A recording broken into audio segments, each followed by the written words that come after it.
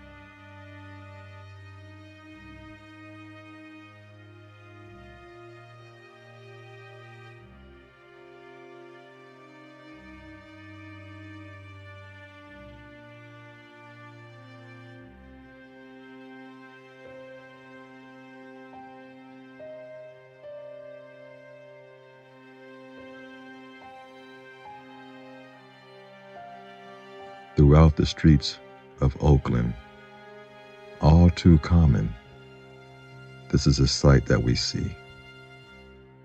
It is utterly disgusting. And what's more interesting is that they're building brand new condominiums right across the street.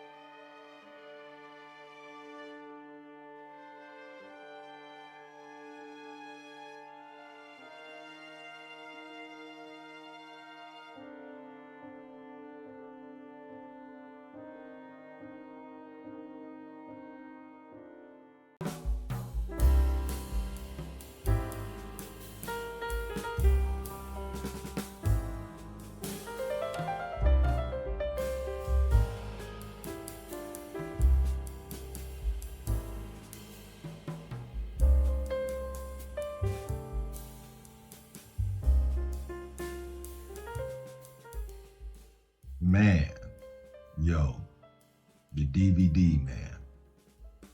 Yo, every 2 weeks, I would come through the beauty salon, get a fresh bald head, get my face steamed with a hot towel, get my goatee and beard tapered up.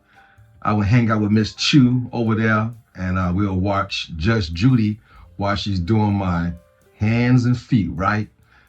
Like clockwork, man, every Friday.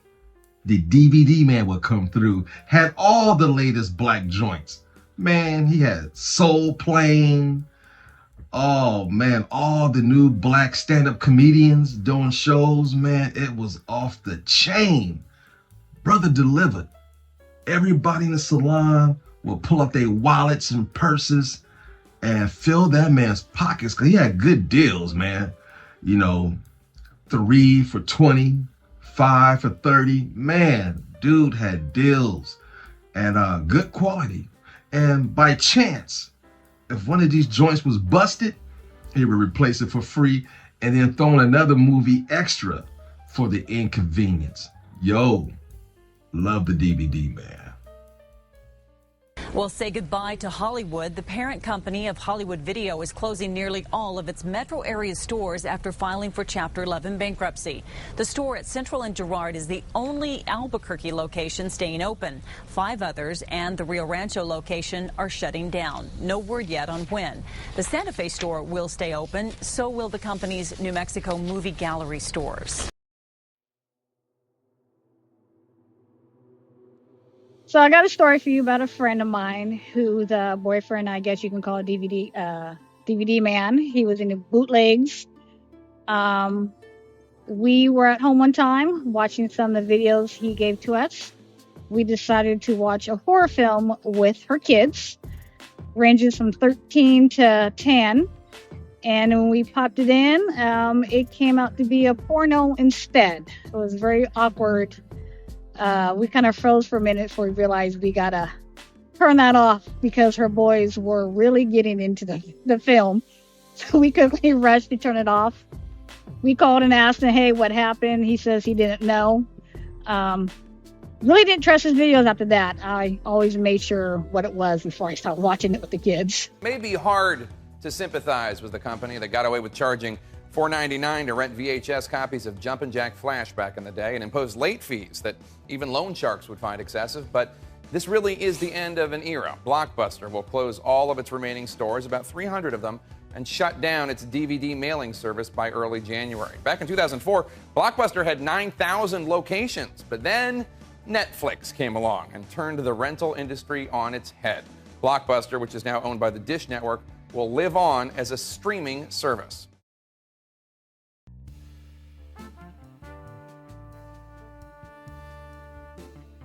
I was a DVD man for approximately 1 week.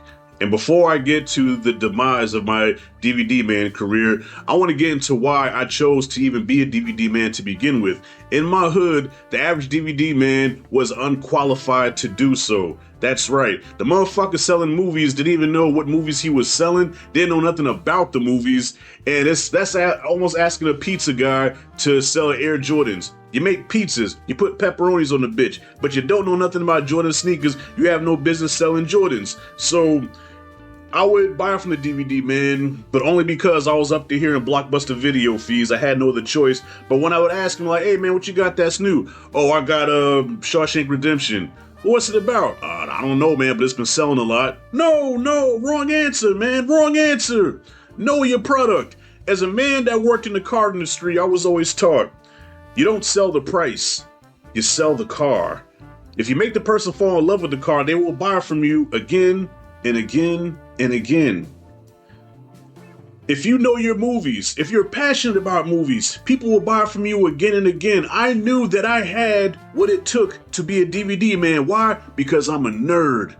I am a self-proclaimed nerd. I love movies. Look at me. Look at the back. Come on. Who better to do this than me? So that's what I did, damn it. I got my binder, I got my blanks, I got my source, statute of limitations, and I built a whole inventory. I said, this is gonna be my new empire. I'm gonna be the neighborhood DVD man. Unfortunately, I didn't have the testicular fortitude to continue because of my paranoia and occasional marijuana use. I refrained from selling DVD movies because I had the fear of selling to an undercover cop one day, and you would see me on arrest.org looking like this. So yes, this is around the time that Avatar came out. That was a big hit. Everybody was looking to buy Avatar. It was the biggest movie at the time. I had a cam copy of it. I made flyers. I was going door to door. Hey, I got the new Avatar. What's it about? Oh, how long do you have? And I would give them the full breakdown. They would buy it. But then something in my brain, my conscience kept saying, brother, the police gonna get you. They're gonna kick your door down. They're gonna put you in cuffs. Your poor daughter's gonna be crying and visiting you in Johnny Pope.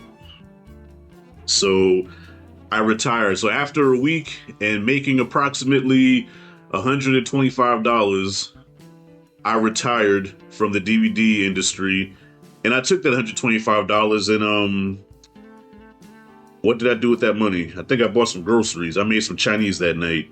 But yeah, that's my stint as a DVD man.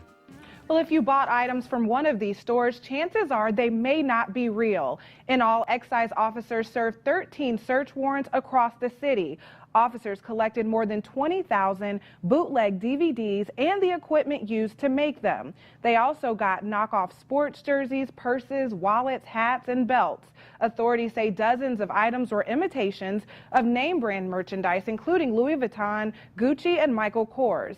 Fort Knox Clothing on Decatur Road is one of the stores that was raided. We talked to the owner there, who says he knows that some of the items he sold may have been knockoffs. He's just trying to sell merchandise at the best possible price.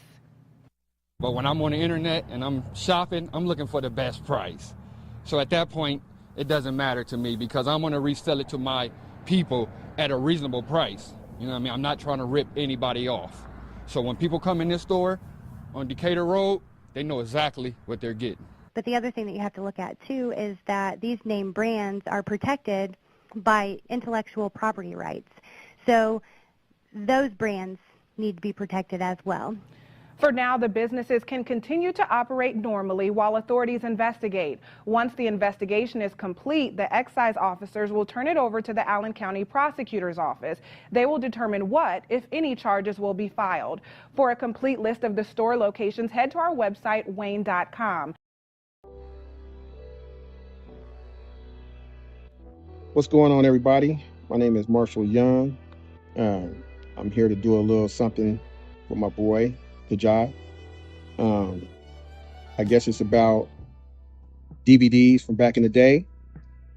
And I was fortunate to know a guy, man, that made videos for me, literally for nothing. But you know, I would always try to give my man something because he was a gentle giant, very, very nice guy. But anyway, how I met him was through an NA class, and we hit it off really, really fast. You know how sometimes you just get drawn to a person, and Richard and we kind of like drew to each other just instantly. And we would look forward to going to class and seeing each other, man. And one day he just asked me, he said, "Hey, you like to watch movies?" I said, "Man, I'm a movie fanatic. Me and my wife love going to the movies." And he was like, "Okay, well, man, I burn DVDs, however you know." And I was like, "Yeah, man, I'll take some movies." And so he would call me from time to time and be like, "Hey, I got a whole slough of movies for you, man. Come pick them up." And I'd go pick them up. Man, I'd have Raiders of the Lost Ark, Soul Plane, what's the one? The Fantastic Four. Every movie that was out, like in 2010, 2011, 12, I had them. I wasn't paying to go to the movies for a long time, you know what I mean? And it was cool. It's sad. I'm sad to say that he passed away last year. Let you know who my boy was, man. He was a Dallas Cowboy fan, and this is him. And I miss this dude, man. Rest easy, Rich. I miss you, bro.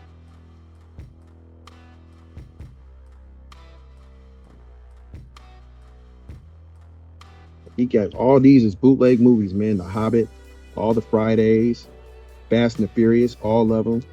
The Transporter, Kung Fu Panda, all these, man. My boy had nothing but love for me. Harry Potter, Safe Haven, Iron Man 3, The Town, Puss in Boots, Tower Heist, Thor.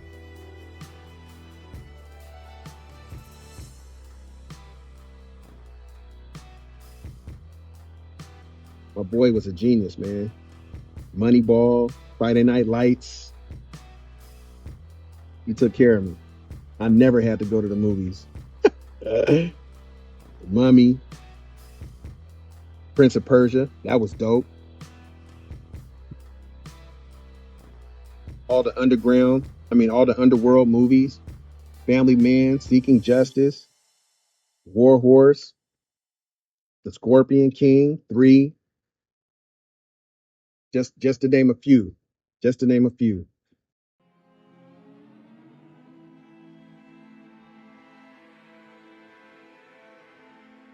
Isn't this a beautiful building? The charcoal colors with the vibrant murals. I'm sure you're thinking to yourself, this looks like a nice after-school program or a children's center. It is not. We are downtown Oakland, and this is the future home of a weed dispensary center coming soon. I swear to God, I see more of these going up than I do schools in California.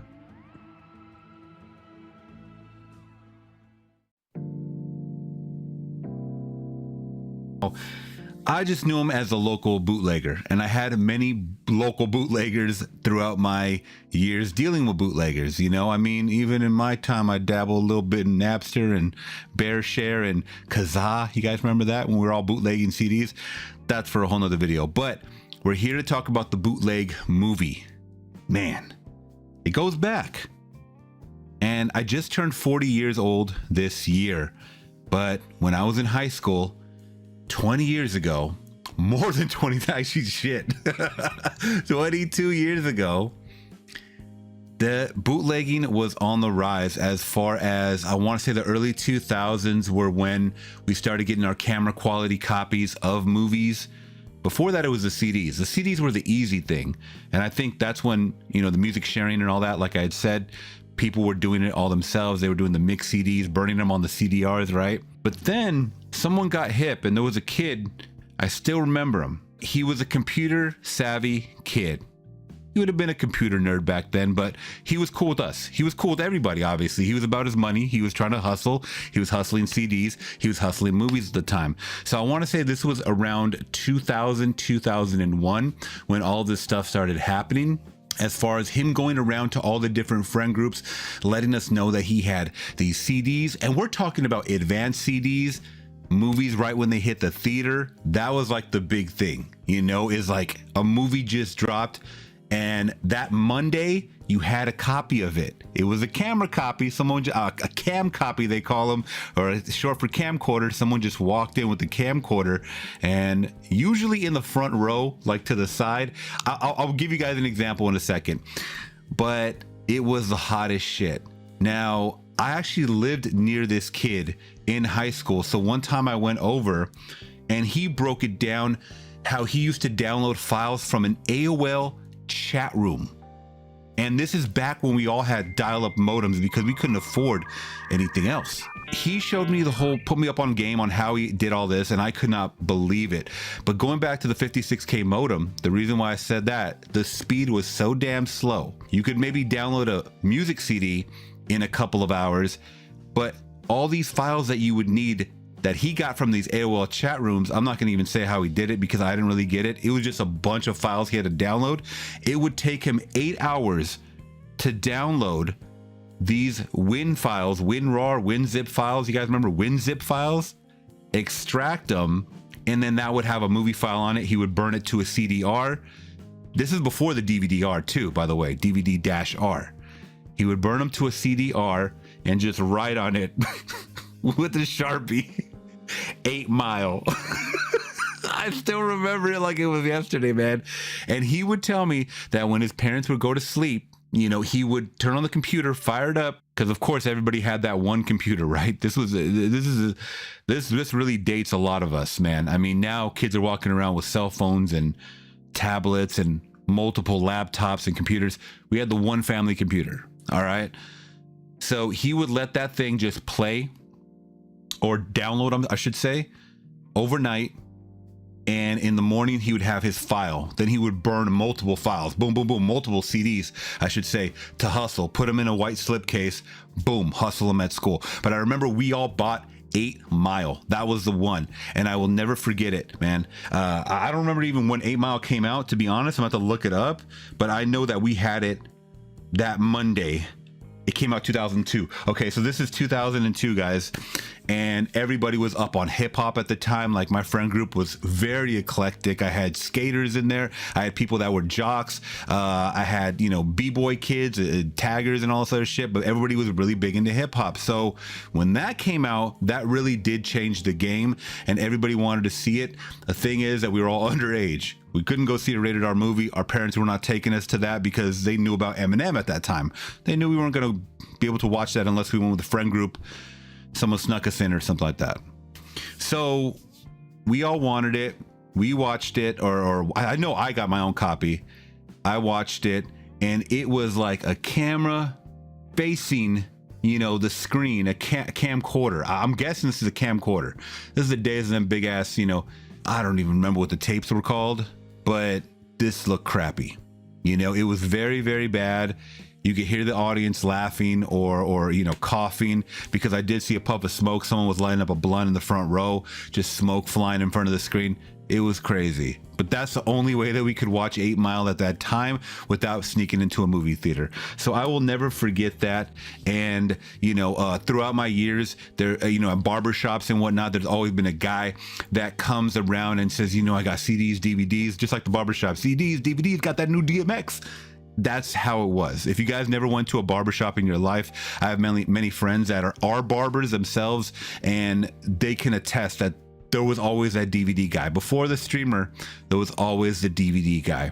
And some of these guys even got hip because they would sell us copies of movies that look like ass, and a lot of these guys were not return customers. They were saying, you know what, you sold me a bum ass copy that did not play in my Xbox or whatever the hell it was, or whatever, or the it's just a low quality. So some of these DVD men, at least for me in the barbershops, would get hip, and they bought a travel DVD player. You guys remember those, the little screen flips up? And they would show you exactly what you were about to buy. It was like a car salesman, right? I mean, you would test drive it. You get to watch the movie before you buy it. He would pop it in to make sure it plays for you. Some of these guys even got crafty and made their own menus with chapters, bonus features. I don't know what the hell, how they did it, but at that time, I didn't care. We just wanted the movies, $5, 5 for 20, something like that. I don't know, some kind of deal. They always wrote 3 for 10, some shit, whatever, right? So the huge part of the culture, it really is, and we've come such a long way. And now everything is streaming, digital. Movie theaters is still a thing, but if people want it, they're gonna get it. It's like drugs, right? I mean, our drugs were the DVDs at the time. You can get it for super cheap, but you are taking a gamble on the quality. Hold on, let me see these, man. Hold on, wait a minute. Dude, you got boys in the hood. Yeah, the Lion King. Yeah, this supposed to be the color purple, and this supposed to be the Matrix. You got the mattress on. Bro. These right here, if you had these, it was like printing money in the hood, bro. It was like printing money in the hood if you had these. And what are these? Well, children, these are blank CDs. And around, I don't know, I'll say around maybe like 20 years ago, we owned the market. I'm saying us as we, I'm talking about myself, because I was once the DVD man. First DVD or bootleg movie I remember seeing, it was probably in around 1998. We were at a park, I remember it vividly. And this guy walked up and he had a VHS copy of Blade. And it was like, you could tell he had printed it off somewhere, but it was like, we ended up buying it. And of course it was a cam, you can hardly see anything, but we were like, yo, he had Blade. This is the first time I seen this. And that's how they first started. They were like cams. People like go to the theater, record the cam, and burn it on a blank DVD. And then something happened. Around 1999, year 2000, Napster started to take off. People were just getting music left and right. I was one of the main corporates of Napster. I remember the Marshall Mathers LP. I had got the whole thing and just left my computer on and let everybody get it. And I got a little bit in trouble to have me change IP addresses. But from that point on, once the music came, the movies followed quickly after. At first, before Netflix was the streaming conglomerate it is now, it used to send you movies in the mail and you send them back. So I had this system. I would get the DVDs from Netflix, and then I will immediately rip them onto my computer and make a copy of them, and then make a copy and a copy and a copy after that. It was a point when I was getting Netflix movie, I wasn't even watching the movie. I was just taking it and ripping it, and you know what I'm saying, and sending it off. And at that time, there was no stopping us. You know, the industry was scared. Y'all remember that commercial?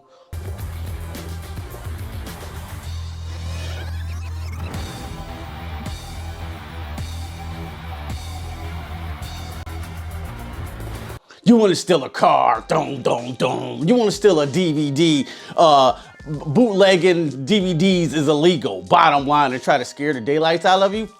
But me being a DVD man, the people in the hood used to come over to me to get the movies. I remember I had the like the 8 stack things, and I would just like burn like 8 movies at a time, you know what I'm saying, and give it to the DVD man. I wouldn't never really sell it movies like that because I love movies, but I end up having tons and tons of books to movies. I burn movies for all my families and friends. But now that brings me to like, yo, what happened to the DVD man? Why is the DVD man in 2025 not relevant anymore? And back in our day, he was their superhero. I was like Superman of the movies, you know what I'm saying? Was I still in technically? Yeah.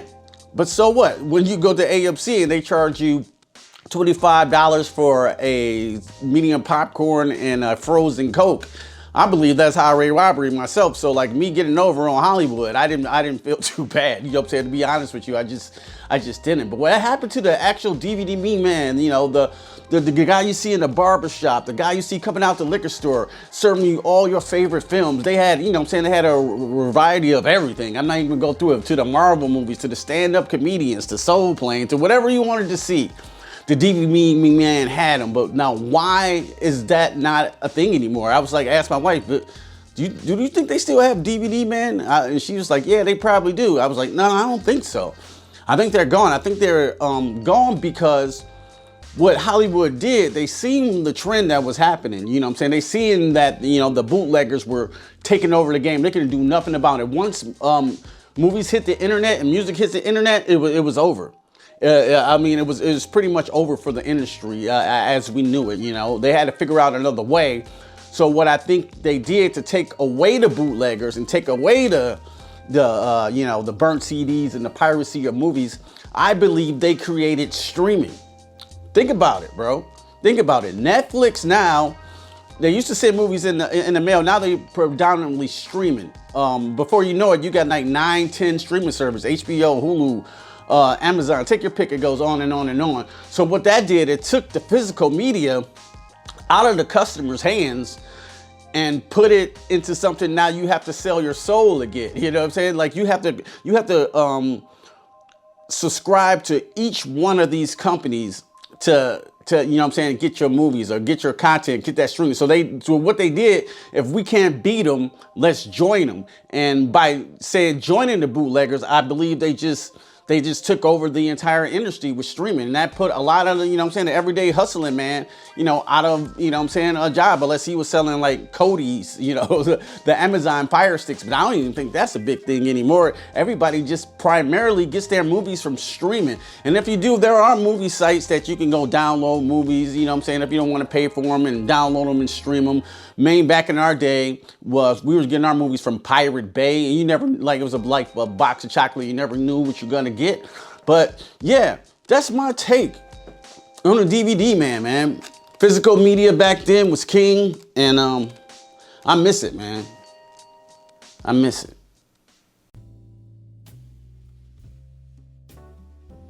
Yo, everybody wants to know what happened to the DVD man.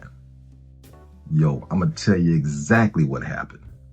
You see, when a black man finds a hustle to provide for his family and elevate the neighborhood, the white man don't like it. You see, because all he did was provide joy and good atmosphere through technology. The DVD man would come through, you purchase some items, you take them home, and what's the first thing you do? You get the family unit together, all come into the den or the living room, throw on that new joint, and watch it as a family. Pop some popcorn, And together as a family, you would enjoy it. It brought communion together. Now, white man invented the cell phone and the iPhone. And what do people do now with their families? Individual rooms. No more family unit coming together to watch movies. Hell, I'm guilty of it too. I watch movies on my phone. You know, technology is the death of communication as far as the family unit is concerned. I remember back in the day, man,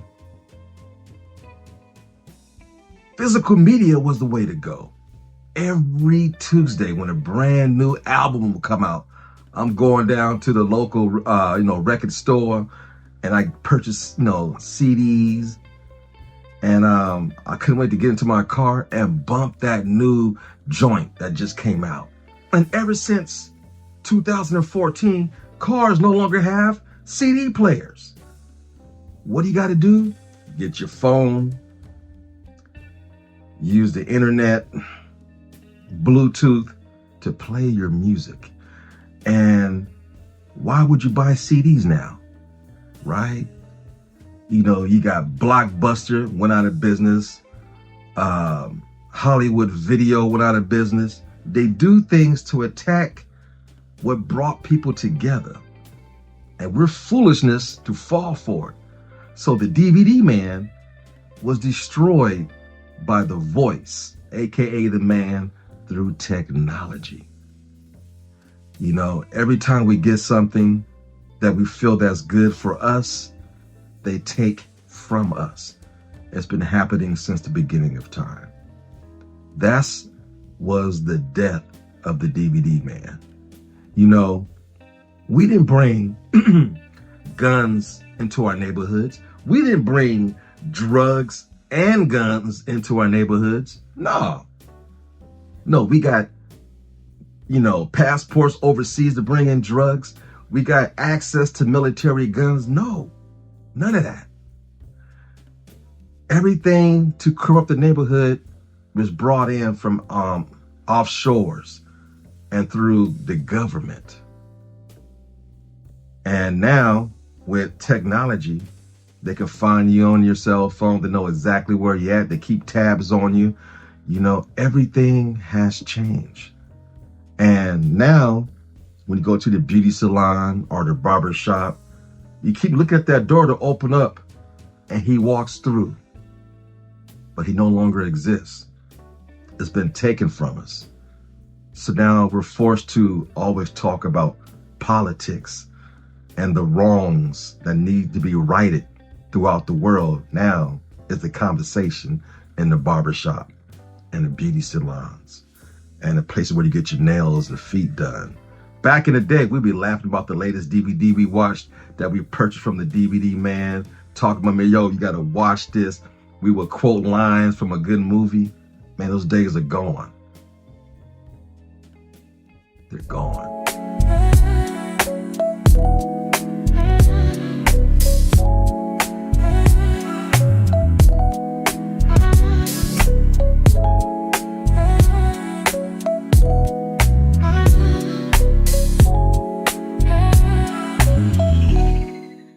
Yo, Ryan. What up? What do you think happened to the DVD man? Honestly, streaming, that's what happened to the DVD man. You know, I had a guy maybe about 10 years ago. He was my DVD man. Came, had everything.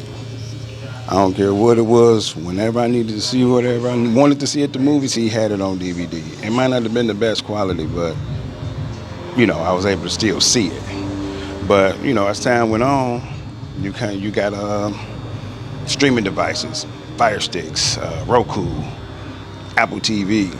But my main thing was that Fire Stick.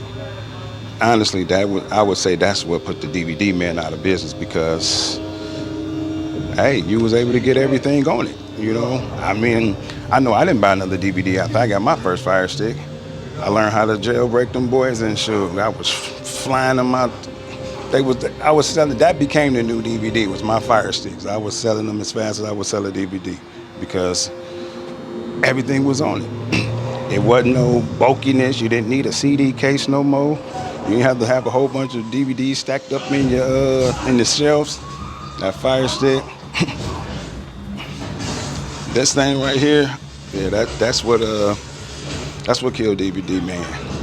And I'm glad they invented it because we don't need him no more.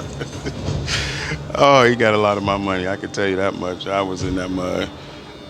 Every week I was buying DVDs. I'm talking about it was like a part of my expense because it was so much stuff out. I'm like, I wanted to see everything. So yeah, I'm like, what you got new? What's out this week? Is so-and-so out yet? You know, it just went to the movie Friday. I'm asking for it Saturday. You know, I didn't want to go to the theater. I wanted it on DVD. I wanted to watch it when I wanted to watch it. Pause it when I need to run to the bathroom. You know, I just had more control. Like I said, it wasn't the best quality, at least not all of them. Some of them, you got people walking through. You got people talking. You're like, God, dog.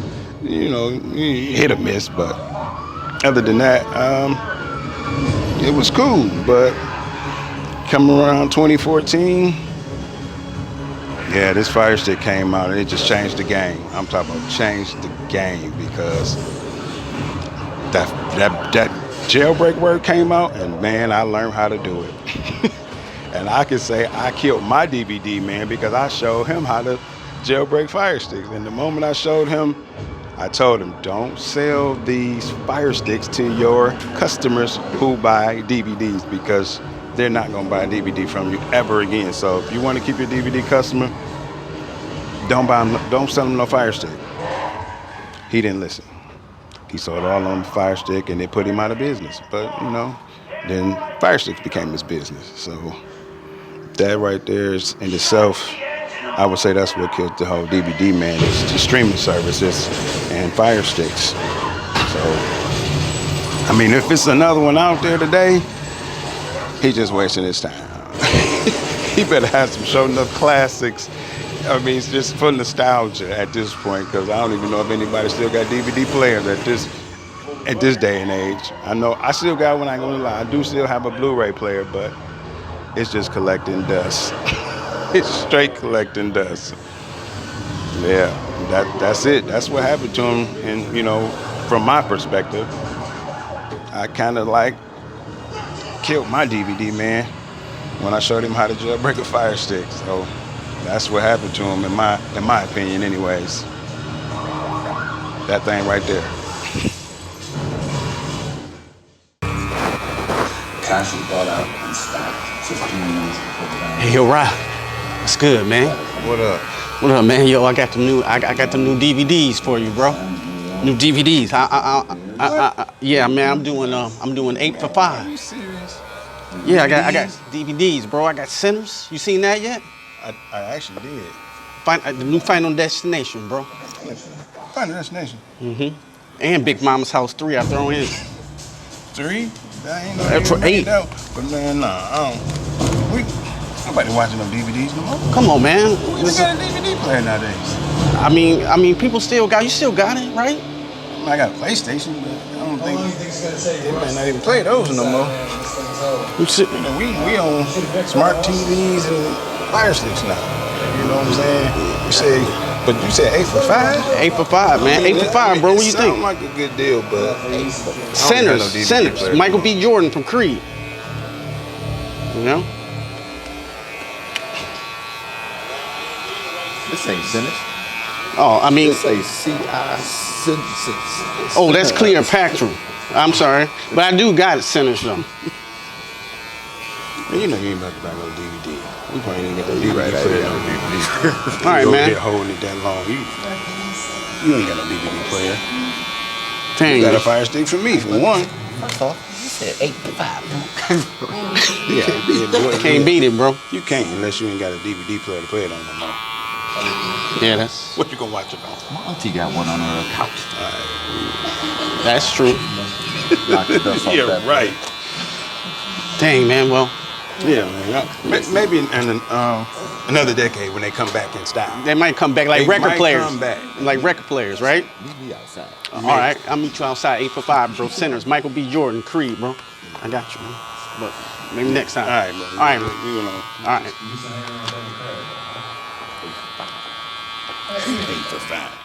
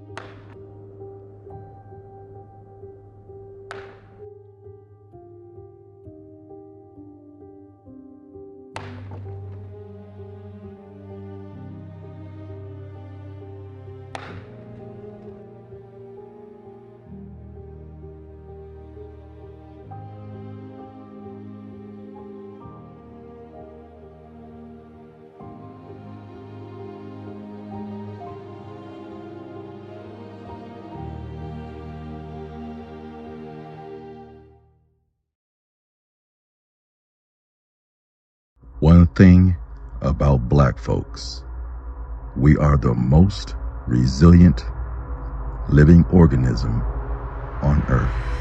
Hey, check this out. Y'all know me, I'm Doc from Compton. You know, front hood. Hey, check this out. We at Magic Johnson Park, the Lowriders. We having fun, man. Y'all pull up. Y'all know how we do this shit in peace with our families and shit. You know what I'm saying?